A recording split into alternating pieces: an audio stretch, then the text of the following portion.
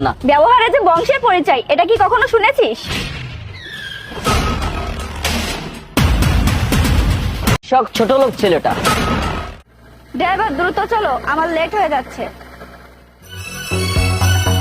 ইডিয়েটের বাচ্চারা, গরু নিয়ে রাস্তার উপর দাঁড়িয়ে আছিস কেন? রাস্তা কি তোদের বাপের? ম্যাডাম, কথাটা এভাবে না বললে তার ভিখারি রাখালদের সাথে এর থেকে আর কি ভালো ব্যবহার করব? আমি একটা শিক্ষিত মেয়ে, আর তোদেরকে ভালো ভালো বলছি এই গরু নিয়ে এখান থেকে সরে যা, না হলে আমার মেয়ে মানুষ আর কে পুরুষ মানুষ তা দেখবে না। বন্ধু থাক, ম্যাডাম মনে হয় অনেক ধনী ঘরের মেয়ে, দেখছিস না কত দাম। বাজারের সস্তা পণ্য যে আপনি তাদের সাথে এই ধরনের ব্যবহার করবেন। আরে বন্ধু, বললাম তো বাদ দে, চল এখান থেকে চল।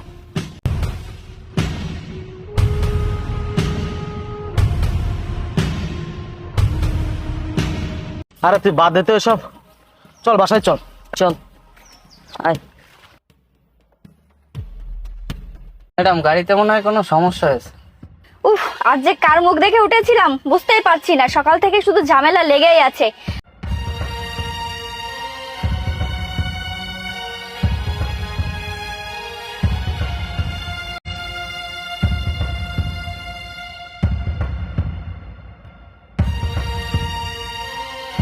আমার অফিসে ইমার্জেন্সি কাজ আছে, তুমি তাহলে গাড়িটা ঠিক করে নিয়ে এসো, আমি দেখি সামনে গাড়ি পাই কিনা।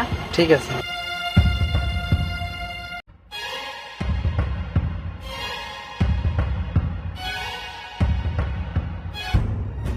তুই না যাই, অন্য কোনো গাড়িও পাচ্ছি না, সময় মতো অফিসে না যেতে পারলে প্রবলেম হয়ে যাবে। আর কেসি কোম্পানি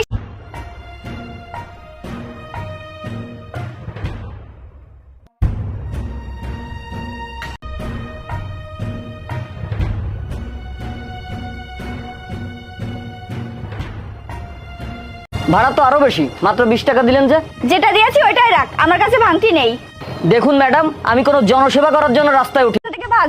ম্যাডাম দাঁড়ান, আমার ন্যায্য ভাড়া না দিয়ে এখান থেকে এক পাও নড়তে পারবেন না। আমার ভাড়া 50 টাকা, আরো 30 টাকা আমাকে দিন। ম্যাডাম, কারো উপরটা দেখে কারো ভিতরটা বিচার করবেন না। এই ছোট লোক, ব্যবহারে যে বংশের পরিচয়, এটা কি কখনো শুনেছিস?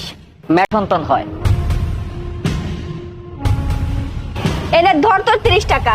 আর তোকে একটা কথা বলি, নেক্সট টাইম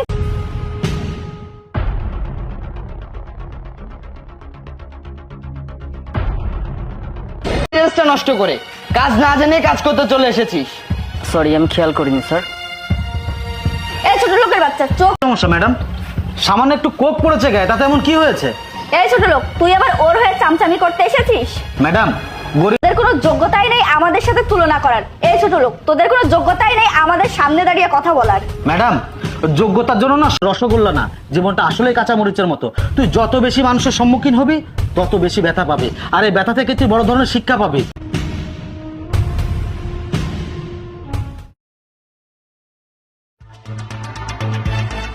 একটা অবস্থা। আরে প্রিয়া, তুমি এটা কি বলছো? Sorry sir. It's okay. দেখো প্রিয়া, আজ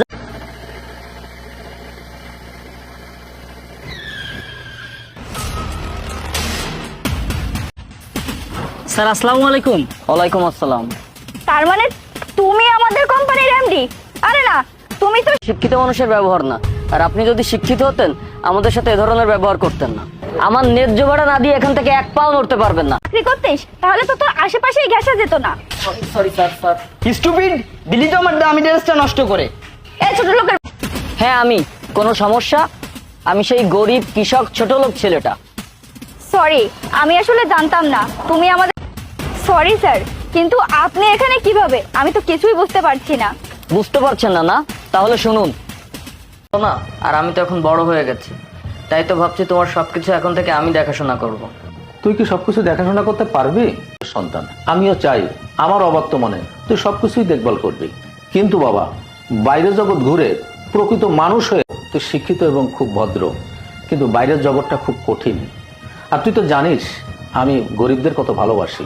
আর একটা প্রমাণ দিতে হবে। প্রমাণ? কি প্রমাণ বাবা? তোকে গরিব সেজে তাদের জীবনধারা সম্পর্কে জেনে এটা যেন কেউ জানতে না পারে। আচ্ছা ঠিক আছে। হ্যাঁ আমি জানতাম না তাহলে কতটা ভয়ঙ্কর জঘন্য রূপ লুকিয়ে থাকে। আমার একটা আইডেন্টিটি আছে যেটা আমি অহংকার করে নয় গর্বের সাথে বলতে পারি। আর না, তাদের সঙ্গে খারাপ ব্যবহার করতে হবে এটা কি কোথাও লেখা আছে? আজকে আমাদের সমাজের ড্রাইভাররা গাড়ি চালায় বলে আপনারা গাড়ি চড়তে পারেন না, কিছুই করতে পারোনি। কারণ যারা গ্রামের গরিব সহজ সরল মানুষদের ভালোবাসতে জানে না, তারা জীবনে কোনোদিন কোনো কিছু করতেই পারবে না। তাই বলছি, বুঝতে পারছো না পৃথিবীটা কতটা কঠিন। আজ যদি তুমি গরিব হতে তাহলে বুঝতে পারতে সার্টিফিকেটের জোরে যাদের সাথে তুমি খারাপ ব্যবহার করছো। সেই শিক্ষিত টাকাওয়ালা অহংকারী মেয়েটি। ক্ষমা তাকেই করা যায় যে ক্ষমার যোগ্য। আরে তুমি তো ক্ষমার যোগ্যই না। আমি তোমাকে ক্ষমা করতে বলতে চাইছি।